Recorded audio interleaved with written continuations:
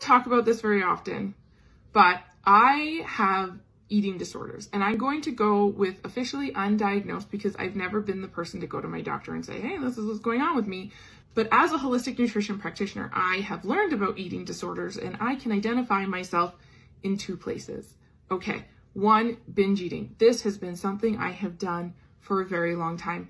And the reason why every time in the past when I've started diets, they have failed, because as soon as I went off the diet, I would binge eat. I would eat and I would eat and I would eat. And then the weight would be back on and I would be above where I started. It would be even worse.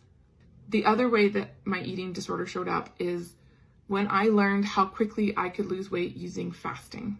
I fasted even when it wasn't right for my body, when it didn't work with my hormones, when it was causing extra stress on my body.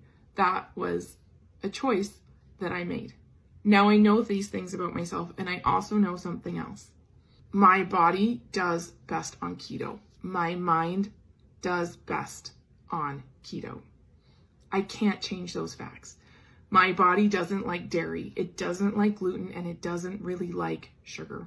There's other foods in there too, but these are those hyper palatable foods that when you eat them can trigger that binge eating response, especially when you've been restrictive as you are on keto. This can trigger binge eating. I teach keto to my clients because I love how it works in my body, but I also need to be aware that we are also working on some of the emotions of binge eating and what turns us back to food.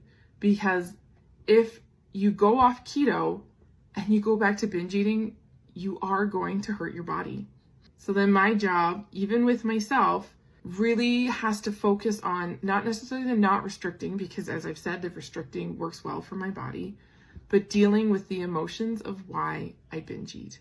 Because that is the only way that I'm going to be able to do what works for my body and not undo it all because I ate a cookie and things just spiraled.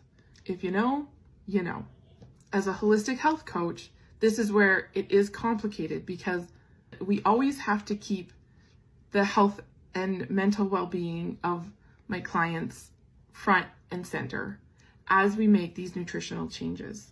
Because my job is to help you get to a place where your body and mind feel amazing. And then my second job is to help you deal with the emotions that keep you running back to food.